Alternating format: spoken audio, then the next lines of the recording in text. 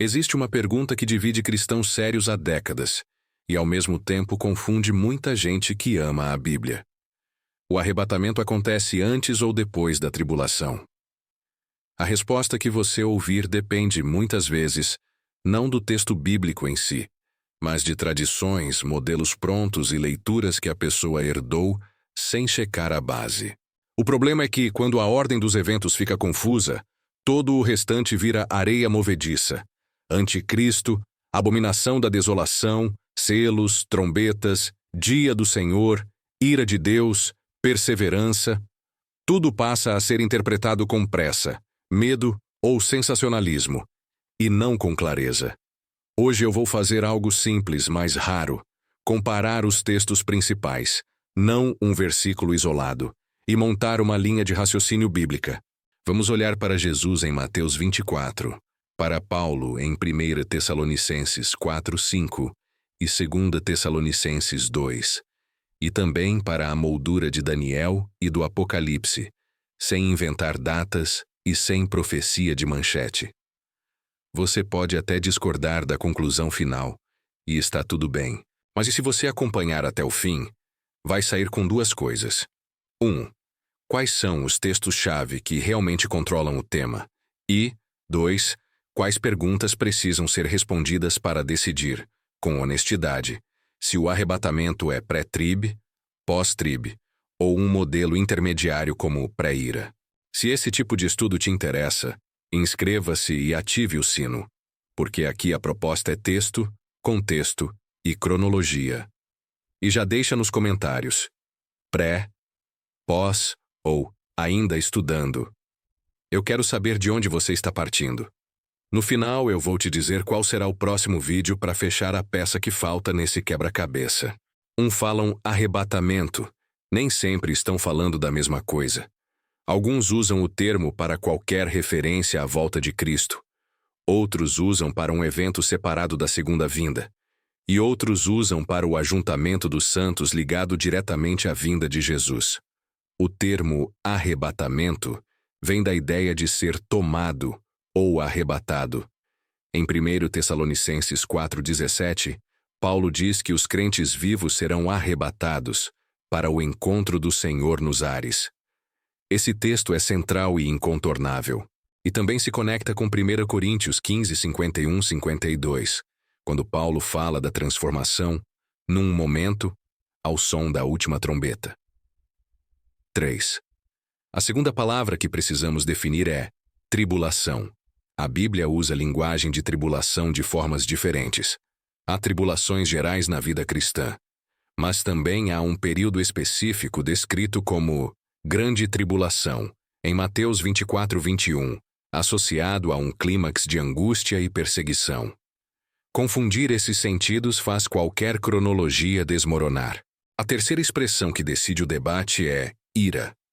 Muitos textos dizem que os salvos não foram destinados para a ira, como 1 Tessalonicenses 1:10 e 1 Tessalonicenses 5:9. Mas a questão interpretativa é: ira é sinônimo de tribulação? Ou existe tribulação, perseguição contra os santos e em algum ponto a ira de Deus contra os ímpios? Então hoje nós vamos responder com método. Primeiro, o que a Bíblia diz que é o arrebatamento? Segundo, qual ordem Jesus descreve em Mateus 24? Terceiro, qual ordem Paulo estabelece em 2 Tessalonicenses 2? Quarto, como tribulação e ira se relacionam? E quinto, uma síntese prática. Como viver e estudar isso sem medo, mas com vigilância. Vamos começar pelo texto mais citado. 1 Tessalonicenses 4:13-18. Paulo escreve para consolar uma igreja preocupada com irmãos que já morreram. Ele afirma que, na vinda do Senhor, os mortos em Cristo ressuscitarão primeiro. Depois, os vivos serão arrebatados juntamente com eles para encontrar o Senhor. O foco do texto é esperança e consolo, não curiosidade.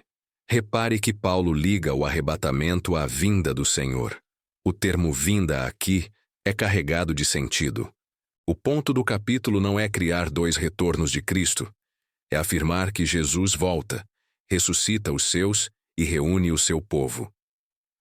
O debate começa quando tentamos encaixar esse evento na linha do tempo da tribulação. Em 1 Coríntios 15, 51-52, Paulo acrescenta detalhes. Nem todos dormiremos, mas todos seremos transformados ao som da última trombeta. A expressão última trombeta é interpretada de formas diferentes. Alguns veem como linguagem geral de clímax. Outros tentam conectá-la diretamente às trombetas de Apocalipse. Seja qual for a leitura, o texto fala de um evento público e decisivo. 4. Jesus também prometeu um ajuntamento do seu povo. Em João 14, 1-3, ele diz: Voltarei e vos receberei para mim mesmo.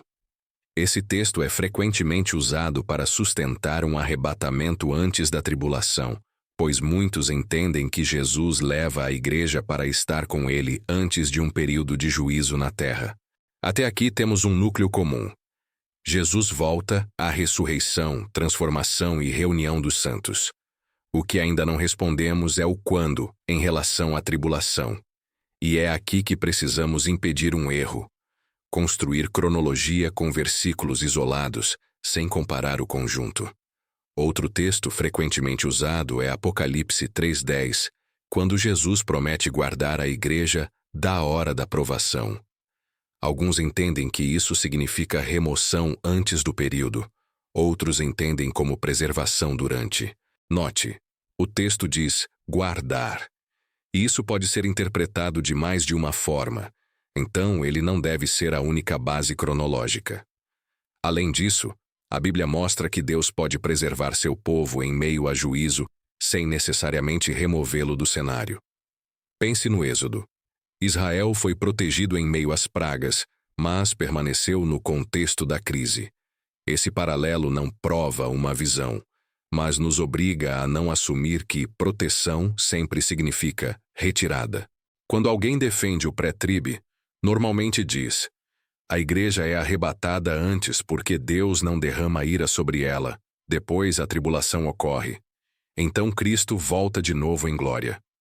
Quando alguém defende o pós-tribe, normalmente diz: o arrebatamento é o encontro com Cristo na sua vinda, após a tribulação, e a igreja é preservada e fortalecida para perseverar. Existe ainda uma proposta intermediária, muitas vezes chamada pré-ira. A igreja passaria por perseguição, tribulação humana e satânica, mas seria guardada ou reunida antes do derramar final da ira de Deus.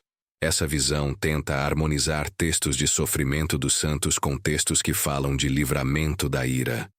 Então o capítulo 1 fecha assim: arrebatamento é real, bíblico, e envolve ressurreição, transformação e encontro com Cristo. Agora, para saber se isso ocorre antes ou depois da tribulação, precisamos ouvir a ordem apresentada por Jesus e pelos apóstolos. E o primeiro grande mapa está em Mateus 24. Em Mateus 24, Jesus responde perguntas sobre o futuro e descreve uma sequência. Ele fala de enganos, guerras, fomes, terremotos e perseguições, e chama isso de princípio das dores. Depois, o discurso chega a um marco, a abominação da desolação mencionada por Daniel, Mateus 24:15. A partir desse marco, Jesus diz: porque nesse tempo haverá grande tribulação, como desde o princípio do mundo, e nunca jamais haverá. Mateus 24:21. Isso não é apenas qualquer sofrimento, é um clímax escatológico. E Jesus aconselha prontidão, discernimento e perseverança. O ponto que pesa muito no debate está em Mateus 24, 29 e 31. Jesus declara: logo depois da tribulação daqueles dias, haverá sinais cósmicos. Então aparecerá o sinal do Filho do Homem, e ele enviará seus anjos, com grande clangor de trombeta, para reunir os seus eleitos. Se alguém lê esse trecho de forma direta, a impressão é forte. Tribulação, sinais, vinda de Cristo, ajuntamento dos eleitos. Esse é um dos argumentos centrais para o pós-tribe. A pergunta então é: esse ajuntamento é o arrebatamento de 1 Tessalonicenses 4? Muitos pós-tribe dirão que sim. O pré-tribe, por sua vez, costuma responder dizendo que Mateus 24 se refere a Israel, não à igreja, ou que o ajuntamento ali é uma reunião de sobreviventes, não o arrebatamento. Esse é um ponto técnico. Quem são os eleitos em Mateus? O termo eleitos aparece em vários contextos bíblicos e pode se referir ao povo de Deus de forma ampla. Outro argumento pré-tribe é que Mateus 24 descreve a manifestação pública em glória, enquanto 1 Tessalonicenses 4 descreve um encontro nos ares. Porém, note, 1 Tessalonicenses 4 também tem linguagem pública, voz de arcanjo, trombeta de Deus, ressurreição. A diferença não é tão simples quanto um é secreto e outro é público. Ainda assim é justo dizer, Mateus 24 é um texto difícil e precisa ser lido no seu contexto judaico e profético, com Daniel ao fundo. Mas a sequência textual, depois da tribulação, reunirá os eleitos, não pode ser ignorada. Ela precisa ser explicada, seja qual for a posição. Outro detalhe, Jesus associa a sua vinda aos dias de Noé, com pessoas comendo e bebendo, até que o juízo veio. Algumas leituras usam isso para argumentar surpresa global e normalidade aparente. Outras usam para destacar que o juízo pega desprevenidos os ímpios, enquanto os justos foram advertidos. O que está claro é que Jesus prepara o seu povo para a vigilância. Vigiai e estai preparados. Isso conversa diretamente com 1 Tessalonicenses 5, onde Paulo também manda vigiar e ser sóbrio. Ou seja, Jesus e Paulo caminham na mesma direção pastoral. O fim exige prontidão, não especulação. Então, Mateus 24 coloca pressão em qualquer visão que tente colocar o ajuntamento antes da tribulação. Porque o texto diz, logo depois. Para resolver isso, precisamos de mais uma coluna. 2 Tessalonicenses 2, onde Paulo fala explicitamente da vinda e da nossa reunião, e estabelece uma ordem de acontecimentos. Em 2 Tessalonicenses 2, 1-2, Paulo trata diretamente do assunto, no que diz respeito à vinda de nosso Senhor Jesus Cristo e à nossa reunião com Ele. Esse verso é crucial, porque Paulo conecta, na mesma frase, a vinda de Cristo e a reunião do povo de Deus. O problema pastoral era que alguns estavam perturbados como se o dia do Senhor já tivesse chegado. Então Paulo oferece um antídoto. Não se deixem enganar. Em seguida, ele dá um princípio temporal. Isto não acontecerá sem que primeiro venha a apostasia e seja revelado o homem da iniquidade. 2 Tessalonicenses 2, 2, 3. Para muitos leitores, esse primeiro é decisivo. Se a reunião dos santos é o arrebatamento, e Paulo diz que isso não acontece sem que certos eventos ocorram primeiro, então o arrebatamento não estaria antes desses marcos. Isso fortalece uma leitura pós-tribe, ou pelo menos uma leitura que não seja antes de tudo.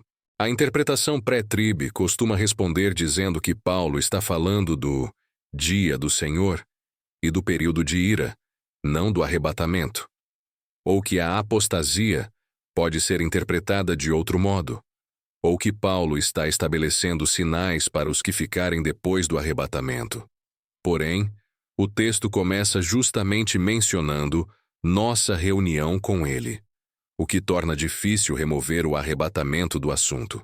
Paulo descreve o homem da iniquidade, com linguagem de exaltação e blasfêmia. Assenta-se no santuário de Deus, ostentando-se como se fosse o próprio Deus. Isso ecoa Daniel e as imagens de poder anticristão. Se esse personagem precisa ser revelado antes de nossa reunião, então o povo de Deus teria de lidar com o período da sua atuação. Paulo também fala de um mistério da iniquidade, já em ação, e de algo ou alguém que detém até que seja afastado, segundo Tessalonicenses 2 e 7. Esse trecho gera interpretações variadas. Alguns identificam o detentor com o Espírito Santo agindo através da igreja, o que para pré-trib sugeriria a remoção da igreja antes da revelação plena do anticristo. Outros respondem que o Espírito Santo não pode ser removido do mundo de forma absoluta e que o detentor pode ser um arranjo soberano de Deus, governo ou um agente espiritual.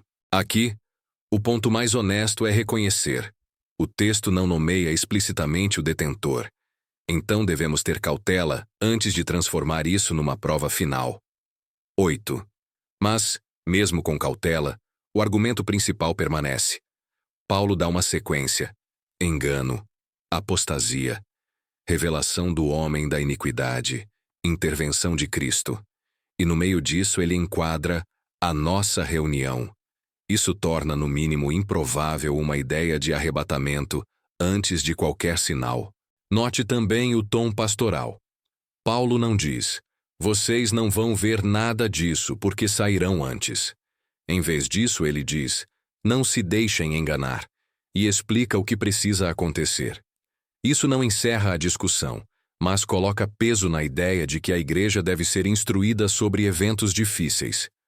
Então, com Mateus 24 e 2 Tessalonicenses 2 na mesa, o debate se concentra em uma pergunta técnica e decisiva. Tribulação e atuação do anticristo são a mesma coisa que ira de Deus? Se não forem, abre espaço para modelos intermediários. Se forem, reforçam o afastamento antes. Vamos tratar disso agora. Muitos cristãos concordam em uma afirmação bíblica: Deus não destinou os salvos para a sua ira. Paulo diz isso em 1 Tessalonicenses 5:9 e afirma que Jesus nos livra da ira vindoura, em 1 Tessalonicenses 1:10. A questão é: o que exatamente é ira nesses textos? A Bíblia também ensina que os santos passam por aflições e perseguições. Jesus disse que no mundo teríamos aflições, e o Novo Testamento descreve perseguição como realidade do povo de Deus. Então, se tribulação for entendida como perseguição e pressão histórica, isso é compatível com a vida cristã. Em Mateus 24, a grande tribulação envolve perseguição e engano. Em Apocalipse, vemos santos sofrendo e também vemos juízos de Deus sobre a terra. Uma linha interpretativa diz: há uma fase de tribulação causada por homens e pelo sistema anticristão, e uma fase de ira onde Deus responde com juízos diretos. Essa distinção é uma das bases da leitura pré-ira. A ideia é: os crentes podem atravessar perseguição e tribulação, mas são guardados do derramar final da ira. O desafio é localizar biblicamente quando começa a ira e como ela se manifesta. Alguns apontam para Apocalipse 6, quando os selos são abertos. Ali há guerra, fome, morte e também perseguição.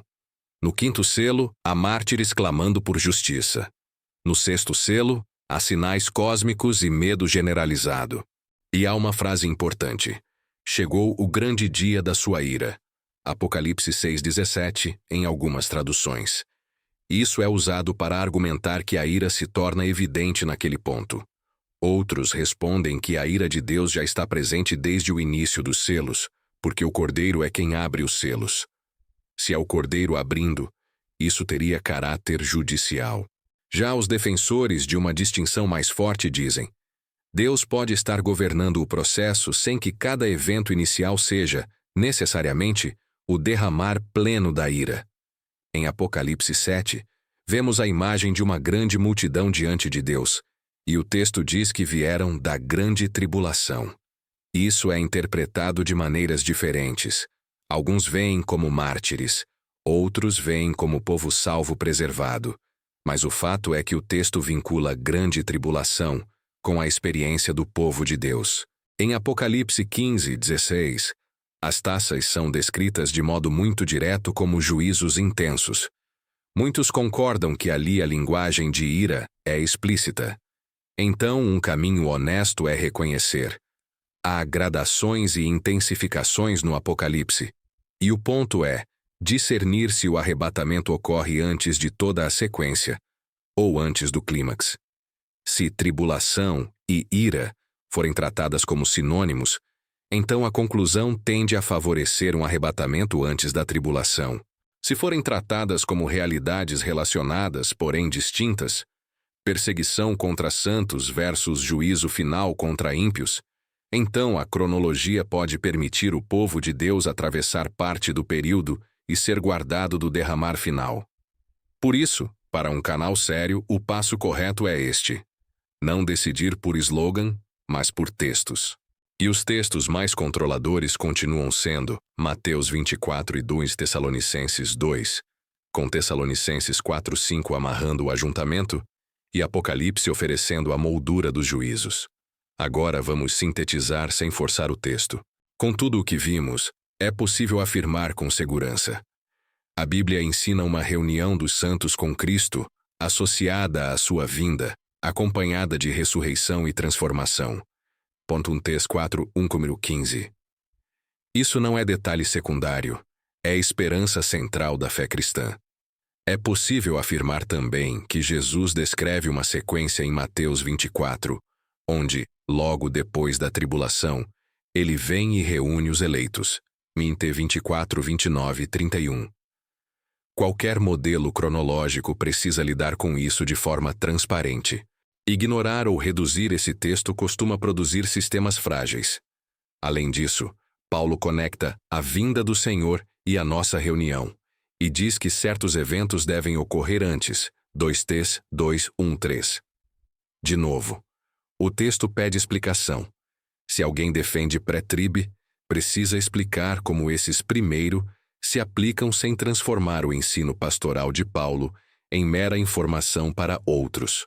Por outro lado, a Bíblia também fala claramente de livramento da ira e de não sermos destinados a ela. 1 Tess 1:10, 5:9. Isso é real, bíblico e precioso. O caminho responsável é entender ira com rigor bíblico, em vez de assumir automaticamente que ira e tribulação são sempre a mesma coisa. Então, qual é a conclusão que eu proponho para este vídeo? Uma conclusão honesta, fiel aos textos e adequada para início de série é: há um argumento bíblico muito forte para associar o ajuntamento, reunião dos santos à vinda de Cristo, em conexão com o período de tribulação descrito por Jesus. Isso pelo menos coloca o pós-trib como uma leitura robusta de Mateus 24 e 2 Tessalonicenses 2. Ao mesmo tempo, eu reconheço que pessoas bíblicas defendem pré-trib e pré-ira, tentando harmonizar o tema da ira e textos de promessa de guarda. Então o próximo passo não é gritar um rótulo, é aprofundar o ponto-chave. Em que momento o Apocalipse descreve o início do derramar inequívoco da ira? E como isso conversa com Mateus 24 e Tessalonicenses? Agora, aplicação prática. Qualquer que seja sua posição hoje, a Bíblia chama o povo de Deus à vigilância, sobriedade e perseverança. Se você for pré-trib, a vigilância é para estar pronto para encontrar o Senhor a qualquer momento. Se você for pós-trib ou pré-ira, a vigilância inclui preparo para resistência espiritual e fidelidade sob pressão. Também existe uma aplicação pastoral importante. Escatologia não foi dada para alimentar pânico, mas para fortalecer esperança. Paulo termina 1 Tessalonicenses 4 dizendo: consolai-vos. Jesus termina seus discursos chamando seus discípulos à perseverança e fidelidade. A doutrina correta produz fruto correto, santidade, firmeza e amor pela verdade. Por isso, meu compromisso aqui no canal é simples. Toda vez que um tema polêmico aparecer, nós vamos voltar ao texto. Sem ataque pessoal, sem sensacionalismo, sem datas, sem revelações. Apenas escritura, com honestidade intelectual e dependência de Deus. E agora eu deixo uma pergunta para você. Qual texto hoje pesa mais na sua visão? Mateus 24, 1 Tessalonicenses 4 ou 2 Tessalonicenses 2? Comenta aqui embaixo, porque o próximo vídeo vai pegar a peça que está faltando. Tribulação x ira de Deus. Qual a diferença e por que isso muda tudo? Se esse estudo te ajudou, deixa o like, se inscreve e compartilha com alguém que vive confuso nesse tema. Aqui no Estudos do Fim, Escatologia Bíblica, a proposta é firme: texto, contexto e cronologia. E não esquece, comenta pré, pós ou pré-ira, e escreve qual versículo você quer que eu analise no próximo vídeo.